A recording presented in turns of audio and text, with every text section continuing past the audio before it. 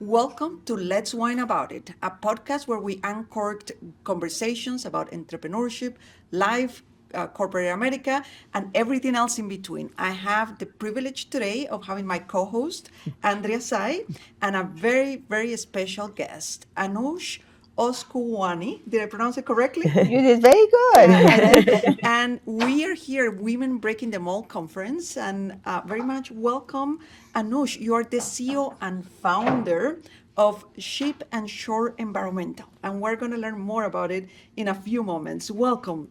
Thank you. Thank you so very much for having me on, and such great privilege to be able to sit between two beautiful ladies that are going to take me through this re-journey, I should say, of becoming one of the women in the industry, and sharing some stories with you. Absolutely, Yeah. we would love that. But there is no better way to have a conversation than over a glass of wine. And I know you're a big wine lover. That's So right. what are we drinking today? What are we toasting to today? To entrepreneurship and women breaking them all. Thank Cheers! you. Cheers! Cheers. Cheers to that. We're Cheers to that. we're drinking a full body Cabernet, and I understand that you're a fan of cabs. Yes, Is I that am. right? I absolutely love cabs, and they're great. And cheers to us, as well as all the women out there that are breaking the mold. That's right. That's right. So Anush, when we are little girls, and I got two myself, 10-year-old twins, and they don't dream of getting to an industry as complex as it's the environmental industry and the plastics industry. Why don't you tell us how you got started, how you began your career, and this wonderful journey that you've led? Well, thank you. As a lot of times the question comes up, were you always thinking about this? I think I was not mapping it out to be in the environmental business, as I am a chemical engineer and I was working for a major EPC company, Fluor Daniel, that has done great work. And one thing led to another. After a number of years working there, I realized that I wanted to do more, and I wanted to be able to see the impact of what I was doing rather than just doing design and engineering work and not ever knowing where does it end up becoming either a plant or never goes into construction. And I had an opportunity to look into environmental work a little bit, where I could still use my studies and all that I had learned. And it's so timely. But when was the moment that you decided to take the leap of faith, right? Because for all of us, for you, it was at a certain point. For me, it was when my son, my first, my son was born, and it was that moment that hit me. When was it for you? I think the moment was when I was almost persuaded to leave Flor Daniel, and I was exploring. And because they wanted me to move for a project to Texas, and lived in California, and it was indefinite amount of time, not many promises made. Let's go see what happens. And I thought I really need to go outside and see what I could do. And I kept thinking that I should really put my effort, my energy into something that I have more control of, rather than big corporations come in. One day you're on, one day you're off, one day you're laid off, one day you're not. Even though I learned a lot, and um, that was the time I thought I really need to go into something else. Believe it or not, I explored just little businesses. Some people said, "Oh, open up a coffee shop." So back then, wine wasn't as popular as we have it now. A lot of times, I see people having wine shops. Yeah. So the more I explored, the more I realized I need to stay in the technical field, because it just gave me such thrill and pleasure to be able to work with that. And after about 6 months of exploring and going to different businesses, I realized that I have to really get involved with the technical side. I started doing some environmental work. And as you seek That's what I usually tell people. Things do come on your path and things do fall in your lap. So the Yes. company that I was working with, um, literally overnight, I had to make a decision. Am I going to fund a new company and put all my effort, all my resources, everything I had in my 401k was pulled to be able to make the investment and become the CEO and the founder of the company. It's such a leap of faith, to make that change. And I think that we're all driven by kind of controlling our own destiny, Yes. right? I want to be in charge of how I spend my days and doing something passionate that I feel strongly about. So Absolutely. Absolutely. Yeah. I think the passion is what really drove me. And that's what I usually remind a lot of young girls as well, and people that are trying to make a decision. If it excites you, if you have the love and the passion for it, nothing can stop you. Right. Yeah. You Yep. just have to. You may be down every day at the end of the workday. People may kick you down, and God knows how much of that happens. But the next morning you wake up, it's like, you know what? It's another new day. I'm going to go ahead and put all my effort and passion and love for doing what it is I want to do. And Yeah. talking about passion, I know that all three of us are passionate about wine, right? Yes. So, Andrea, what's your favorite wine? Oh gosh, my favorite wine lately has been an Oberon.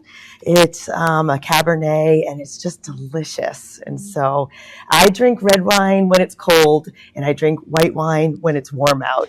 Doesn't matter what I'm eating. That's how I do that. So we've just we kind of said goodbye to all the Pinot Grigios for the summer, and now we're diving into the reds. Oh, So Great. That's great. How amazing. about you, Anoosh? I actually have to give a shout out to one of my most favorite wines, and Dariush Winery in Napa, who happens to be a good friend as well. I absolutely love his wine, the cabs, and he has a series called Dariush 2, which are amazing and rare, as they only make so much of it. So I usually have the red by Dariush, which is cab, full body cabs, and they're fabulous. we'll have to write that And I down. treat, and I love to treat some of my very good clients that are into wine with some of his wine as well. And naturally, as you said, summer days or afternoon, if an opportunity comes up that I have to drink wine, I usually go with the whites that are a little bit lighter. Wow, But that's fantastic. yeah. Everybody knows that I'm a big fan of Carmenere. I was Yeah. telling you, but I've been into Tempranillos now. Spanish wines. Spanish. They're newer grapes. They're not aged as long, but it's really become one of my favorites now. Tempranillos. So next podcast we'll drink a good We'll say Tempranillo. yes, Yeah, absolutely. That's what we will do. yeah. Cheers. Cheers. Cheers. There we Cheers. go. Cheers. Cheers. Cheers. So, Anush, I think one of the hardest areas for us women as we venture into business is taking risks, right? Right. Because when we take on employees, we take risks. We become responsible Absolutely. for not just them, but their families. Absolutely. When we take money from the bank, we take a risk, right? So, how has been your journey in terms of taking risks? Because you are a global conglomerate now, operating Yeah. in multiple countries. And talk to us about how big is your team, the operations that you have, and how you manage risk all throughout these years. Um, I, if I use this statement, it may sound cliche, but truly living life is taking risks. And if you're not willing to take that risk, you're not able to fulfill your dreams, your wishes, and what it is that you need to do. I think that first step going in, not knowing what would be the journey like was a risk. We started with 10 people total. It was myself, the gentleman that I started the business with, and 8 others that 4 of them are still with us. and we just celebrated 25 years of That's business amazing. That's last remarkable. week. Congratulations. Thank you. October 2000 is when we started.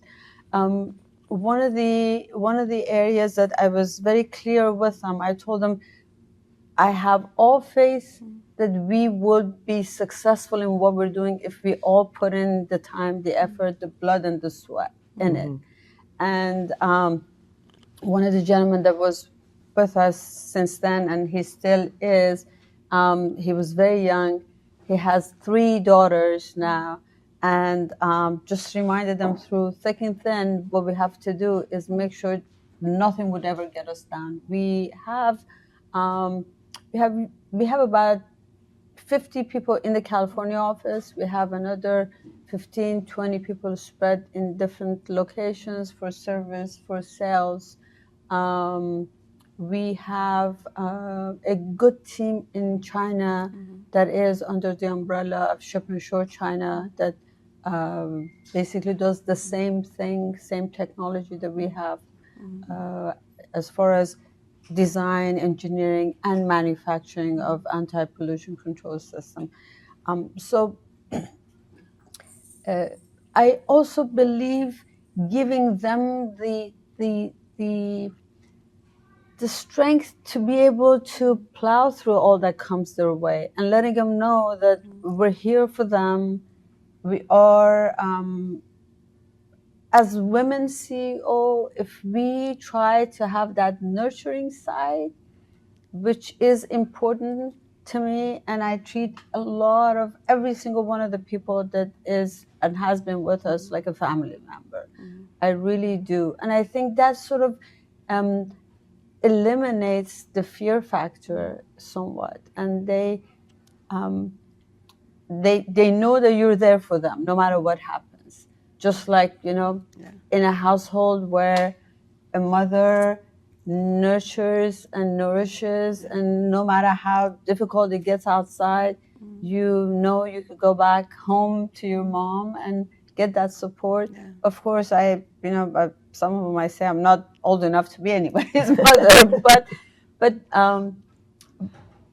I think that element has really helped us, and a lot of the folks that are still with us, and some of the newer ones after joining us, they always say it really feels like a family here more than anything else. Oh, that's wonderful. that's truly amazing what you built, and quarter of a century. It's so what's in store for Ship and Shore for the next 25 years, next 50 years. We hope to continue doing what we do. We hope to continue with expanding the company with a controlled growth. I always tell a lot of the folks that are with us, and every now and then when I have the opportunity to share the stories, we don't need to take over the world. We just need to make sure we treat all of the potential possible applications out there that pollute the air one at a time, and make sure that we just create a better environment for us all, just because, more importantly, we have no geographic boundaries in our air. Yeah, that's right. And Right. nothing divides us. Once everything goes up, it'll eventually find its way back to us. We hope to be able to expand more in areas that are becoming more polluted due to increase of industries, India, China, Right, right. a lot of work going on in Thailand, Vietnam. So we are getting busier in the Asia market, South, as well as U.S. Expansion in manufacturing is always great for us. Not only that it gives the stability that to U.S. for being able to manufacture more and bring so much more of it back to the country, which is why I originally came to the country with the dream of making a future. So hopefully that manufacturing grows, and as it does, I think we become stronger as well. Wow. Do you find you get involved in regulation and education in terms of, what companies are required to do, for pollution? Yeah. Yeah. Yes, I do. As a matter of fact, one of the strongest areas for us to be involved, which differentiates us from anyone else that does this type of work, is we help a lot of our clients with the regulatory side. And because I do serve as the board at BACT, which is Best Available Control Technology for Southern California, which is the strongest entity not only in US but literally worldwide. Everyone looks up to them. South Coast Air Quality Management District. So I'm quite often aware of what is coming down the pipeline, what is going on, what are they looking at, how are they hoping and planning on mitigating some of the newer compounds that we use in manufacturing and mitigate. So that really gives me somewhat of a foresight to what's coming down the pipeline. And I try to use that to educate our clients if they already know it, knowing more, if they're totally unaware, as there are some manufacturers in places where there's not as strong of a body for regulation. So I'm very involved on the regulatory side, but everyone knows my goal is to make sure I protect the industry. Yep. Because the industry has to thrive, the industry has to survive, the Right. industry has to grow of all kinds to be able to make us whole and be able to sustain everything in US. Right. Right. And who are your clients? Building on Andrea's questions, who do you sell your solution, your System. portfolio to? I'm happy to say from day one when we started, my goal and our goal was to design systems around what the manufacturing companies need. So we did not come up with one type of a product to fit all. So we do custom design for every single type of manufacturing companies. So we do all types: chemical, petrochemical, plastics industry, as far as EPS manufacturers, expanded polystyrene. Nowadays, we have a lot more going on because of the construction side. They use a lot of blocks. Yes. And we work a lot with a lot of the film and bag and all the bag manufacturers of different sorts that do the printing, because that also produces VOCs that have to be captured. We recently have done a lot of projects for solar manufacturers. We've done a number of skylight manufacturers. We have done a number of projects for some of the newer chip manufacturers are coming into US and are opening up facilities. So anytime, I always say, anytime anyone decides to increase production and they open up more than a gallon of paint as a joke, if they go to big drums, then eventually we can become involved. And because naturally different parts of the country is under different regulations and requirements, that you can't just produce and send it to the atmosphere. And that's fantastic because you got a holistic 360 view of many industries and see what's going on. Wow. Yes, and at times I've walked into facilities that it's amazing. It's just mind-boggling to walk into a plant to see what they make. I've been to facilities that make that paint or repaint and refurbish aircrafts, just because they have to do all of that work, and is really interesting to see it. And I've walked into facilities long ago that also fell within the plastics that do styrene application for different types of cars, boats, luxury items of that sort, RVs. So we've done all of the industries that I'm mentioning. We have done work for and gotten to learn what is the nature of the industry, what is it that they do, and how can we really help them out. Do you also work to measure and improve like employee conditions, so the air within the conditions that they're working, so not just even the air that's outside of the manufacturing. Okay. That is Yeah. that is a great point you brought up, because a lot of times, even though everyone is very conscientious as they open up their facilities, as they want to, brand new facilities are much easier. Naturally, you could go Right. in with the proper design and let them know we're just doing a few new ones right now. Actually, one of our great clients just opening up another facility in Kentucky now.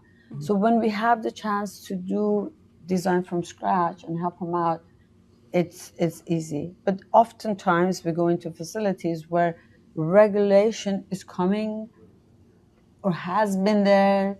The facilities are old, and most of the time the operators are really suffering from having Right. all of this polluted air in the plant. Yeah. And there are OSHA requirements. Sometimes people are not really paying as much attention to it. So they're breathing this air in and out all the time. I've done plant tours, and I'll spend a few hours in a plant. I can't wait to leave, and I think those people go in there every day. So it's mind-boggling, years, right? for years. For Yeah, years, for years. right? You know, it was hard for me to tolerate for a plant tour. You know. Absolutely. Interestingly enough, the other day, I was doing a walk at a facility, and all of a sudden, we were talking about some of the things I need to do, and all of a sudden, I picked up on one chemical that they had not mentioned at all, and I said, "Do you guys ever use that?" They said, "Well, rarely, not really very much." I said, "Are you sure?" I could really smell it. I could feel it. They're like, how could you tell? I said, my nose is becoming like a sensor nowadays, walking around. And there is a difference when you are exposed to anything, any sulfur compounds and any chlorinated material. Right. Those are really harmful. And sometimes walking a facility after about an hour, you could really feel it in your lungs, you could feel it in your eyes. So, operator exposure is also extremely important. That's why we have a series of designs that we implement in facilities that are existing. Because if you were to go and take the air out of an acre plant, it would literally be impossible, extreme high cost. So my goal has always been, what can we do to reduce and collect from the sources where the emissions are coming off? So it provides with cleaner air in the facility for operators, as well as it will do us much better. It will help us with much better design to bring the size of the equipment down, make it more economical, make it more feasible, such that they really move forward with it. Wow, that's amazing. What so many areas that we could go into, but we are here today at Women Breaking the Mold conference by Plastics News, and what does it mean to you, women like yourself, who are breaking the mold, who are breaking the standard, who are taking risks, who are wine lovers, but also you wear many other hats, being a mom, a wife. What does it mean to you, somebody that is breaking the mold, and how can we encourage the younger generation to take risks?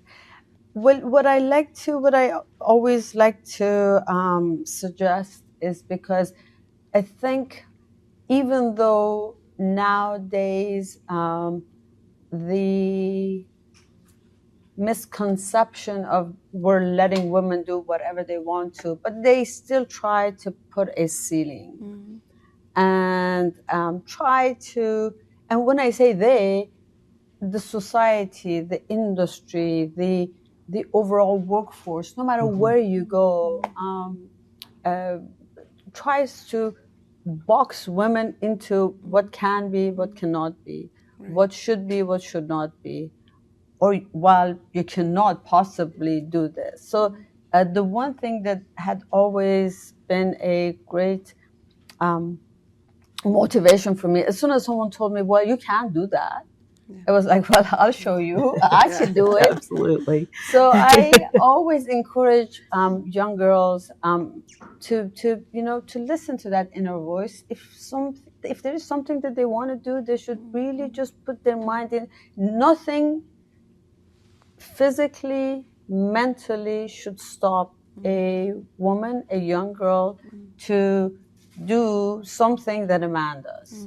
And I always say, if we put our mind to it, we could do it better than they can. Even if it's something that involves a physical activity of some sort. If we really want to, we can get into it.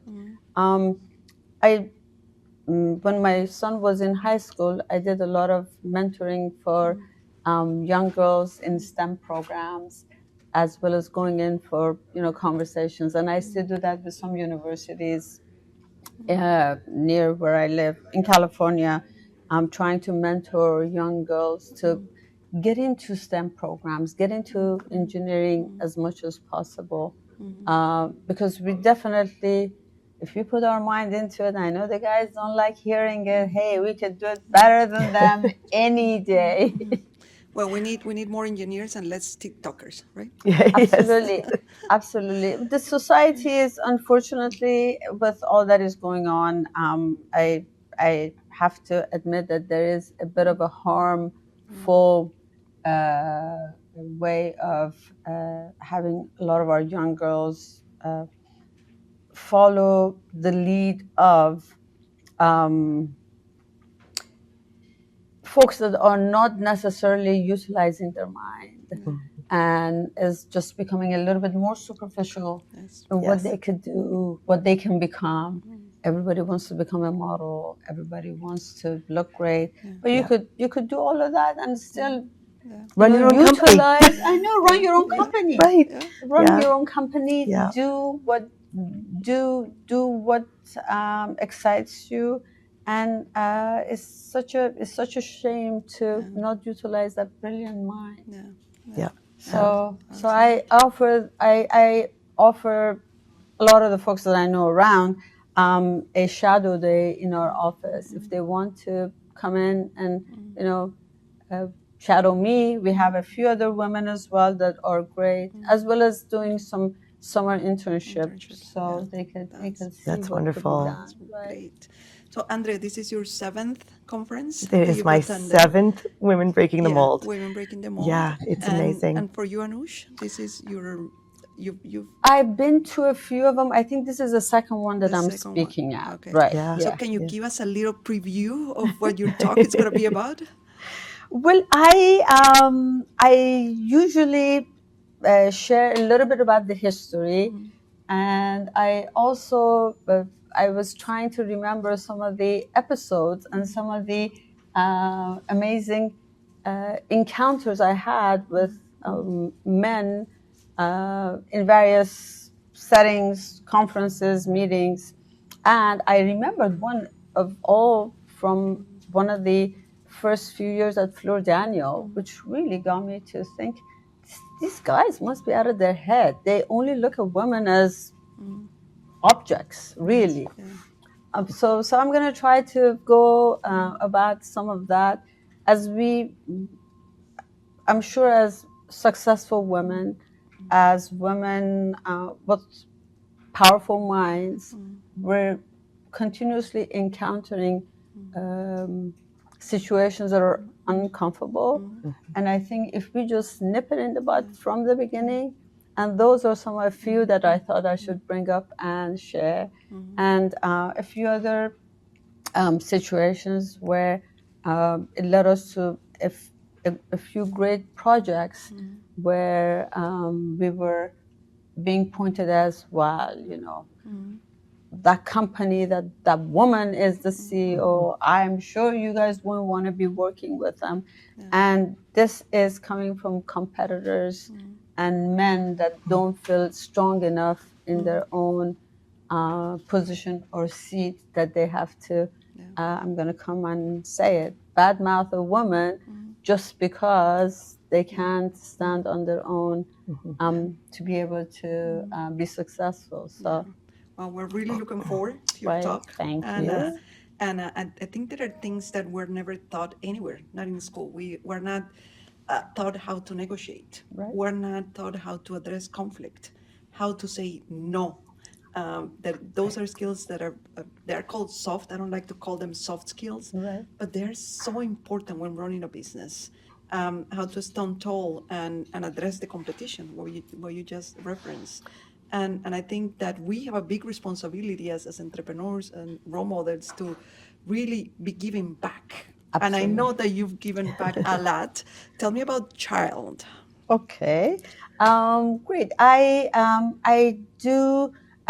honestly believe that one of the most important things anyone can do at any given time, with respect to wherever they are in life. You don't have to be a CEO. You don't have to own a company. You only have to keep other people in mind and other entities and other people in need, students. Just how do you give back? If you think of giving back in any shape or form, you eventually would receive it no matter what, because you're not counting on it. Absolutely. So I really try to make that one of the mottos that I had. And I've had great mentors as I was growing up, as you said, because I moved to this country by myself when I was very young, at the age of 14. Oh my God, we have that in common. I moved to this country to the US when I was 17. Ooh, I did it by myself. Yeah, so did I. Oh, good for you. Yeah. So When I that- So got here, remarkable, really, that's- the I both had of no you. I mean, English, no connections, no money, and I admire you for doing that. Thank you, and I admire you. And Thank that's you. the other thing that we, as women, we just need to make sure we support one another and get us all up to where we should be. I'll just answer the question about Child. Years ago, I was one of the people, I believe it was in 2003, a group of 5 or 6, and we were helping children from Iran, as they basically, there were a lot of families that were fleeing the country, and they still are somewhat. And it was a situation where they were all fleeing to bordering country Turkey and getting, settled in, getting education, but they were not legal, so they were not able to go to school. So what we did is we provided for their schooling, for their well-being, at least helping the families. So it is actually Children's Hope International Literacy and Development, named Child. And so I was involved with them for a number of years, and eventually they also grew and are doing great work nowadays. But I have naturally moved on to a number of other things and other charities and organizations. I always try to have at least one or two in my portfolio of involvement, that is either children's causes that I try to follow and help out with, and if I can do anything with education, which I try to do with, like I said, local universities where I am in California. UCI is one of the schools that I am very involved with try to do some mentorship and try to provide as much support as possible. Wow, that's fantastic. What is it? Where do you find the time to do all of this, right? I have heard they say that if you really want to get something done, give it to a person that is extremely busy, because then they try to manage it and carve out the time. And there are times that naturally we only have so many hours in a day, but we have to, I as a person feel like I have to give and I have to do something about it. Naturally, we take a little bit from the family side, and sometimes we take a little bit from the business side. But the fulfillment of being able to do the right thing. So one time someone told me, why do you feel like you have to do it?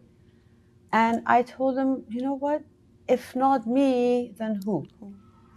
And if I don't take a step forward to do it and leave it for someone else, then we can always be leaving things for somebody else to get done. Absolutely. And then you don't get what you get in return by giving, which is tremendous.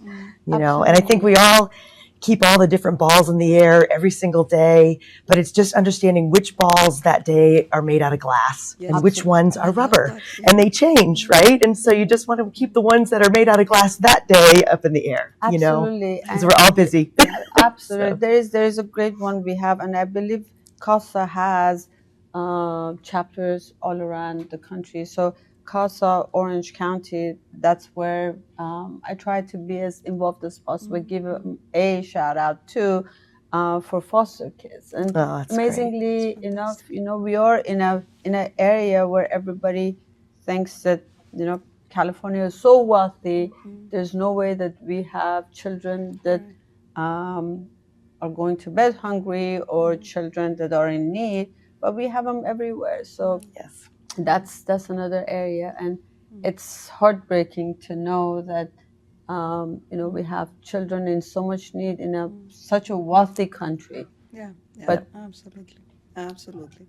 And speaking of growth, and this wine, it's excellent. It's the perfect blend.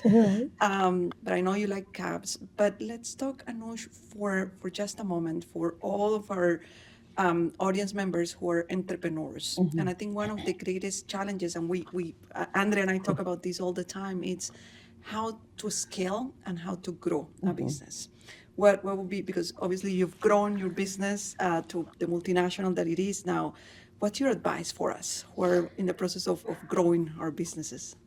I believe if we stay true to what it is that we want to do and achieve, and naturally we have to have goals, we have to have missions, we have to have the desire to be out there and do it, and keep the controlled growth in mind as well, because the one thing we never want to do is come up and have a brand that we take so seriously and have it be polluted or diluted by uncontrolled growth, no matter how much of the need is out there.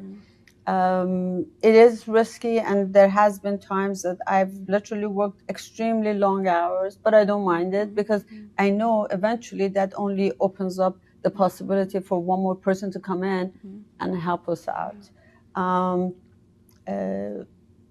The other thing that I believe, the success and the money and other things will all follow if we don't lose our focus and on what we had our eyes on originally. I became very interested and excited about being able to come up with a design and a system and be able to do something that cleans the air, and it's environmental related. As a chemical engineer, we make a lot of other things, but this was one of the things. And then I found myself that I really get a lot of fulfillment out of it. So we did a couple of projects in California. That's how we got started. Then we said, well, some of the neighboring states we also can help. And little by little, everything else grew to become an opportunity for us to become a national company. We started working all around the US and having projects all over. And at the beginning, at times, it was like, well, what do we do? How do we do this? How can I send the whole team outside? We still have to run. But I think solutions appear when you're constantly looking for ways to do it. Absolutely. And I truly, the other thing that I have always been mindful of, I don't expect anything on a silver platter. So, and if anyone comes in and anything is offered on a silver platter, I always have to question it twice. There's something wrong with this picture, because there's, but once you pay the price, you do some hard work, you really put your heart and mind into it, you find that other people will want to follow your lead. And I'll say this as well. During COVID time, we actually were open because we were serving a lot of essential businesses. and we came up with a really great design to be able to keep all of our offices clean. And I asked all people that wanted to work and come in, because we can't manufacture remotely. Some engineers were remote, but I went in every single day. I did not get sick, and I did not miss a single day. So I told them, I'm here every day. If you want to come in, I'm here. So I try not to ask people to do things that I'm not willing to do. Yeah, absolutely. Surrounding yourself with the right people is a huge key to success. You know, if you don't know all the answers, making sure that you're working with people who can help, you know, experts in their fields and all of that. So, yeah. Well, we can't possibly have all the answers. Right. And that's the thing. I'm always very okay with saying I don't know it, but I can find that. And the other thing, I always remind a lot of our engineers and you know, great employees. I always tell them, I hire people that know more than I do. Absolutely. And that's the only way you can succeed, because if I knew it all, and if I ever act as if I know it all, then I definitely would turn people away. So just keeping some simple principles, I think, in mind, eliminates the risk a little bit. I don't know about you, Andrea, but I'm so inspired. Absolutely. It's the mix between the cab and your story, right? I am absolutely inspired by your story. Thank you. The company that you continue to build every day. Thank you. The difference you are making in our environment, because your work is truly making a difference for all of us. I am really inspired. Where can our audience find you or follow you? Your website, your LinkedIn, or X? Absolutely. Thank you. Yes, I will. I would love to share that. The name of the company is Ship and Shore Environmental. Our website is shipandshore.com. We have a strong presence on LinkedIn. Myself, anyone that sends me a message, I try to respond to as any which way I can. We have a Facebook, we have all the social media platforms in order to be able to tell our story and share some of the success stories of some of the projects that we have. And we respond to as many emails as possible. Even if people call in and are looking for me, we've had some young students that had called in and wanted to basically come in and just get a chance to see what we do. And we respond to it. We make it possible. We are in California. If they want to come in and visit us in California, we definitely have our doors open. We are a manufacturing facility that also house all of our engineers as well. So it's a really fun site to see. And we also offer a number of the engineering schools around us to come in with their engineers and have a day for them, so they can take a look, and if that's the road they want to get on or a path they want to step into, at least they have something to look forward to. Oh my God, I'm taking that as an invitation to take Let's One About It to your manufacturing facility in California. It would be great. How about if we all get together in California and we'll bring the wine. Yes. And we're going to California. We are. Absolutely. We'll be in Anaheim. Yes. Yes, for the MD&M show in Anaheim. Yep. That'll be great. February 2026. Yeah. Fantastic. So I look forward to coming in with 3 bottles. Okay, fabulous. And I'll bring one, and we would do this again. Yeah, I like it. Absolutely. And yes, we have a fantastic project going on. And by then, I think I would be able to talk about it quite a bit. It's fascinating. That would be great. It's something that I think is one of the areas and one of the companies that, one way or the other, anyone that does any manufacturing has heard of them and has encounters with them, just because they have to have their stamp of approval on everything that it is that we do. Everything that it is that we do, they have to have their stamp of approval. Since I did not get their approval to talk about them or Yeah. their name, but I'm sure I'll get it by February time That's and share That's it. great. That's And we fantastic. can maybe even talk about how we came up with the Yeah, whole thing. yeah, It'll be great. absolutely. We It'll would be love really that. good. We would That would love be that. great. That'll be great. Thank you for the gift of your time, Oh, because thank we know how precious it is, how busy you are, how much of a difference you're making, and thank you for sharing with us, with our audience, your story. And it's a Thank very you. powerful story, truly inspired. Cheers to you. Yeah. Thank Cheers. you. Cheers to your Cheers. Cheers. success, And to your you Cheers. family. and to Cheers. everyone. Right. Yes. Yes. Let's whine about it. Follow us for more on all the platforms. We are on Apple. Our podcast is on Apple and every single platform. Let's whine about it. Cheers. Cheers. Cheers.